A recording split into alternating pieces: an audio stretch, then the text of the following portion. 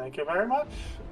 This is Krum of Darkness, and I'm gonna get straight into it. Unfortunately, we have kind of some long loading screens, and hopefully the game hasn't crashed, yes. But we get some nice motivational quotes to go with them. Anyway, this game is like a indie hack and slash RPG. It was actually developed by one man, almost entirely by one person.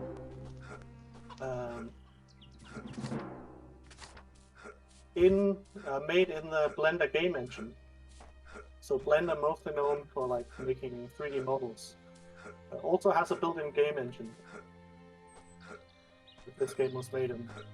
And as you can see, my stamina meter right now is flashing. It's sort of random whether your stamina runs out when you do this kind of jumping movement. I'm just spamming space. Oh, I lost my stamina. Anyway, so we did a routing competition for this game. And we have to find a dagger in our father's chest. We can just try and open the chest from outside, hopefully. We need to get like a text that says it's locked, and that's the key that says we can move on. Now, I played this game recently at Hackathon, and there I just YOLO'd it, but since we are literally beyond the edge of darkness now, it's pretty late here. I'm gonna just pick up a health potion for safety. And that should be enough healing for the rest of the game. And I'm just gonna jump over to where we can get our first weapon. What is that? And on the way, we're just gonna pick up a stamina potion, which will be useful for killing the final boss. More about that later. So running in this game is kind of weird. In most games, to sprint, you hold down like shift or some other button, but here you have to double tap forwards. So that can be a bit bothersome. Now we get the axe, and that means we can do this trick, which lets us fly. So when you swing your weapon and open the menu on the right timing, the animation will sort of just extend into the air. And it's a pretty tight window. So you gotta have your muscle memory down. So here we wanna hit the trigger, the end level trigger here. I'm just swinging my invisible axe. Oh no. Okay, it worked. I thought somehow I hadn't activated the trigger. That happened at Hackathon, but this run is going to be better. I can feel it. So we get a good Lyndon B. Johnson quote. I'm not sure, these quotes are like really weird. They really don't fit into this medieval fantasy setting, but I guess they inspired the guy who made the game. So yeah, who am I to question it? Anyway, here we have some like pretty tall hitboxes, so we just have to navigate between these trees. And so a lot of this game is just like fly to the end of the level. Now we have some combat coming up, which is tricky since we're not like getting any experience or like good actual useful weapons. So we're gonna try and lure this guy into the abyss. He's gonna spawn here on the bridge ahead of us, but we actually have to hit the save trigger and regain our stamina first. Go. Gonna spawn right here in a second. We're just gonna fly off the edge and try and get him to walk into the... Yeah, and that worked.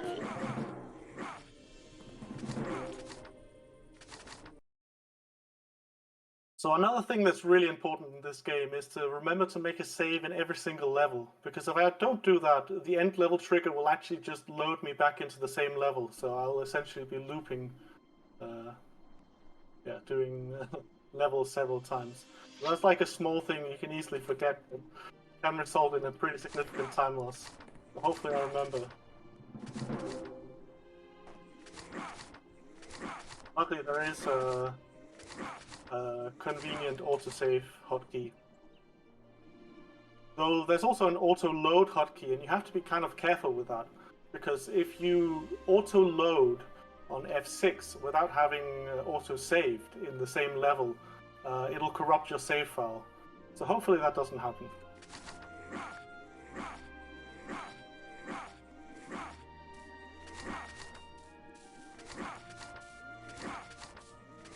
So when you see me like doing these landings in the middle of the level, it's mostly to avoid gaining too much height. Okay, just see if I can get this. Ooh. Yeah, so you want to avoid gaining too much height, because even though you can swing your sword to minimize fall damage, it can only do so much, and while you're swinging your weapon you also drain stamina. So here we want to kill that big armored guy. The game calls a Titan. Kind of looks like Thanos if you ask me. And hopefully this skeleton doesn't kill us. And looks like the skeleton is being a bit annoying.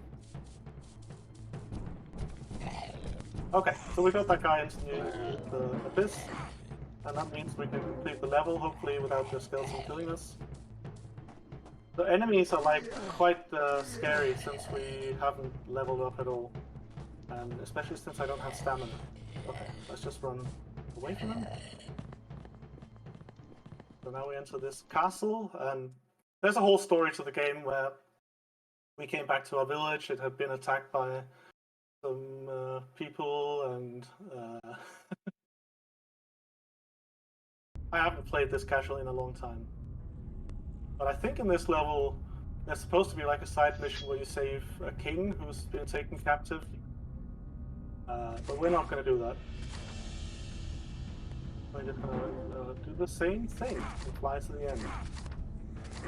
Now coming up, we'll be flying out of bounds for a while. And we have to count the flashes of Whirlpool at the top, which is the name of the combo we used to do the flying glitch. So from here, we're going to count 1, 2, 3, 4, 5, 6, 7, 8, 9, and that should be about it. Hopefully. Did we go too far? Nope. Okay. So that is the full getting crushed by full damage animation. So we'll have to redo that. But yeah, so I'm counting the flashes of the combo I use to fly with in order to like to know when I should cancel the flying glitch, which you might have noticed you do by opening and closing the inventory. So let's try that again.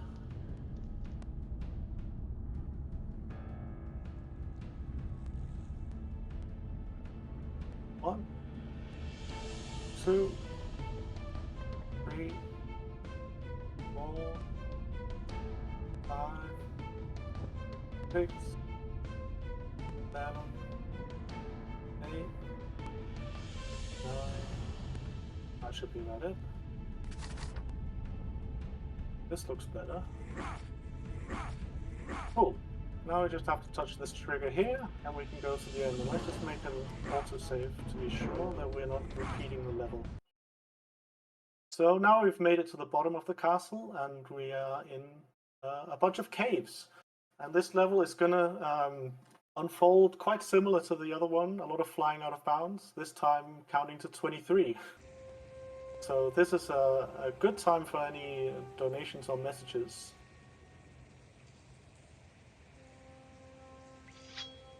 I just wanted to let everyone know that Project Hope is a global health and humanitarian organization that believes in the power of hope. So during disasters, conflicts, and health emergencies, they bring medical aid, provide medical health support, equip clinics, and help new mothers with limited access to care and more. So every dollar, or every euro in this case, counts. So definitely whatever you can afford to donate, we appreciate it. Thank you so much. 8, 5, 9, So this level took a lot of trial and error to figure out like which direction to fly to get to the ending. Well, hopefully I have it down.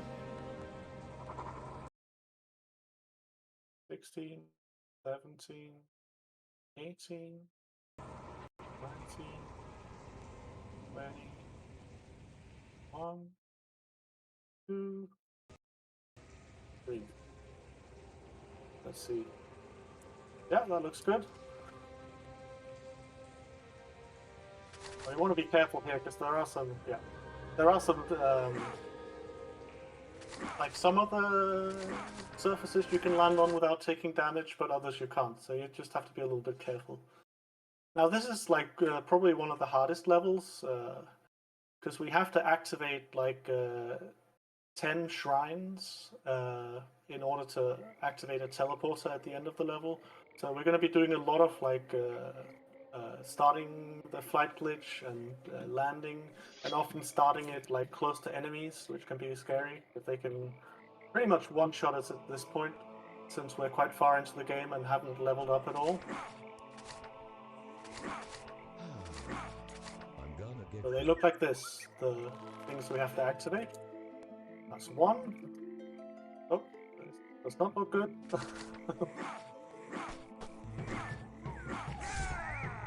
Yeah. So it can get like really tricky when they're attacking you and you want to input this very precise time glitch. And sometimes it can be a good idea just to run away from them a little bit before trying to activate the flight glitch. That's 2. And actually we will only be activating 9 of them, since there is a thing where you can save the game and load while on top of one of them, which will like activate it twice. But for some reason you can only do it with one of them, which will be the last one that we activate, since that also comes with a cutscene that we can then interrupt.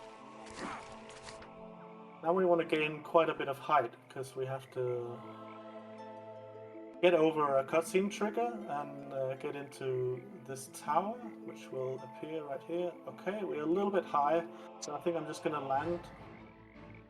The middle landing here. But you can also just run up the stairs, but it's just a lot slower, because in fact you can't run on these stairs. For some reason they were made so you can only walk on them. Even though this looks a bit janky and we're stuck a bit, it's all good. We have a 10 euro donation from Monojira, our Traverster runner, saying, "Thanks again, heart. Shout outs to everyone that makes this Marathon Alliance possible. Money goes towards the Spyro onesie. Duh. Thank you so much, Momo." Thanks so much. Okay, this is going pretty well.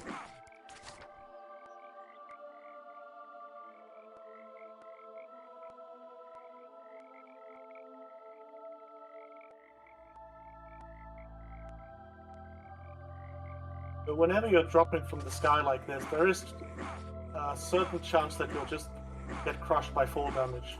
The game is sort of like all or nothing with fall damage. Either you like instantly die, or at least take a lot of damage, or you take none at all.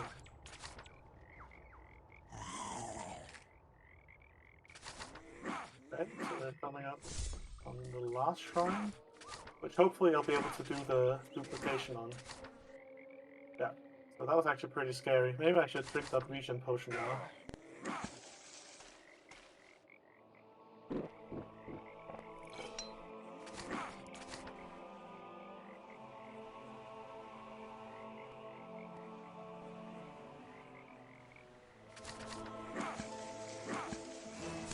Save and load. Let's see if I got the double activate. Otherwise, I'll just have to do it the normal way and activate the last one as well, which isn't a huge time loss. That sounds right. It should say the sound.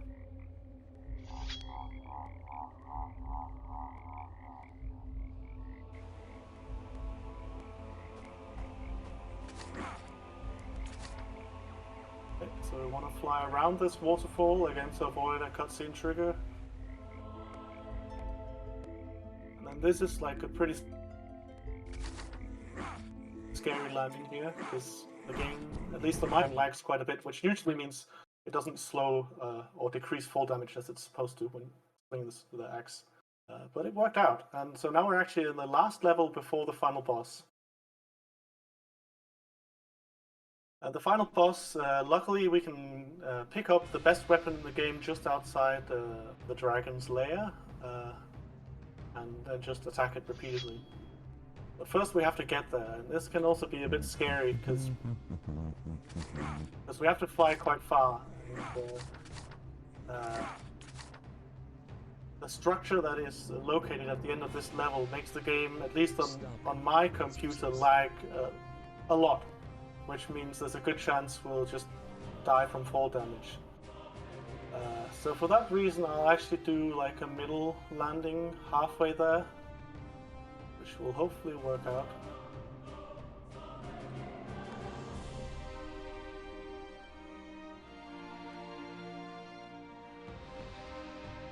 I usually don't play the game with music on, so it's actually a refreshing, different experience. Okay, I'm just gonna land here.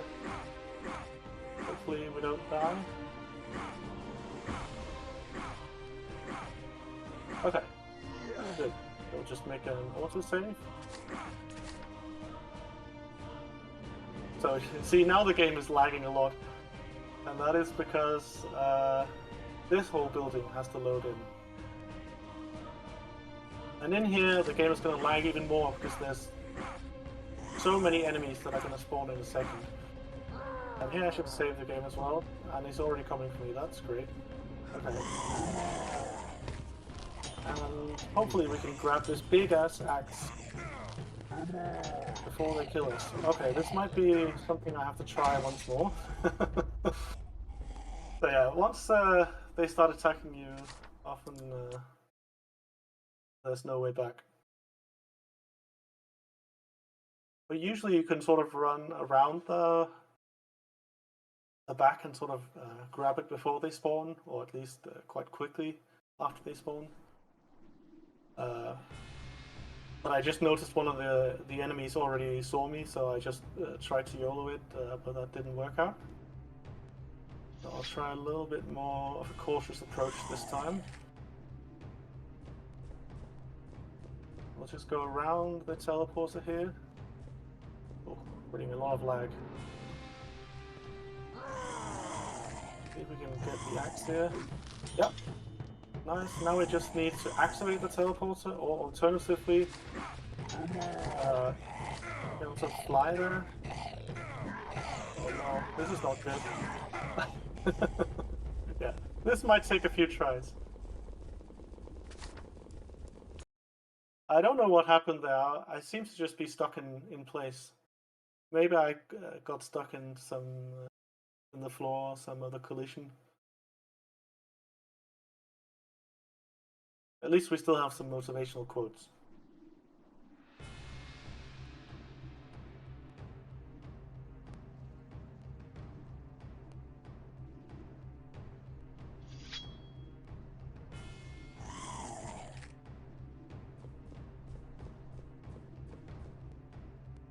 Okay.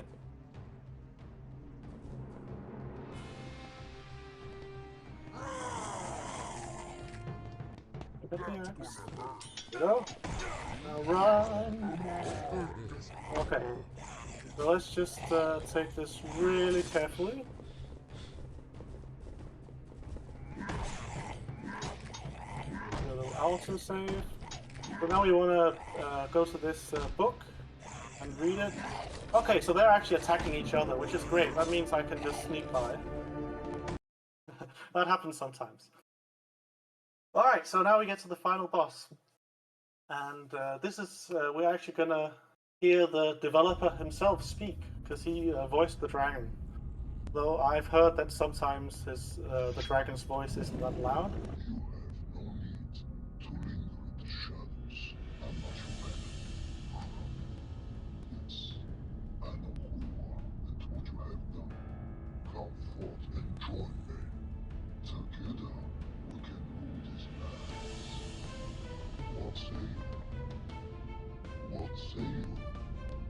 No!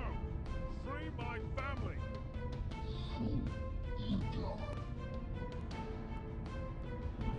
Okay, so here we actually have to hang on, make sure the game has saved, and we'll immediately load. Because in order to be able to kill the dragon before it flies up and spawns minions that we can't really kill without levels, we have to cycle him, and for some reason that only works when you load the game in the boss chamber. So here we're going to drink the stamina potion, and cancel the animation of drinking it, and we're going to just do this attack. Spin to win. That's not spinning. Okay, let's do the right attack.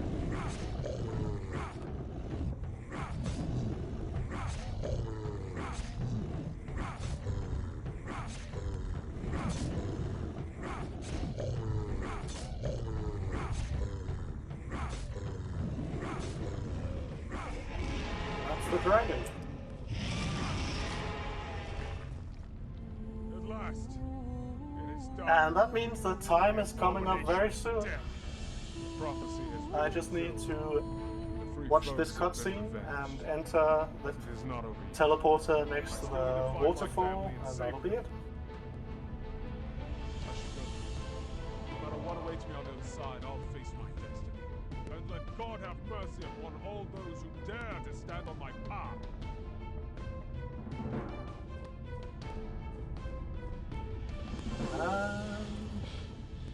Fine. So, thank you very much for accepting this run, and I hope it was somewhat watchable and didn't lag too much. More than it did on my computer, of course. Yeah, I'll see you on the hosting desk, but for now, I'll sign off.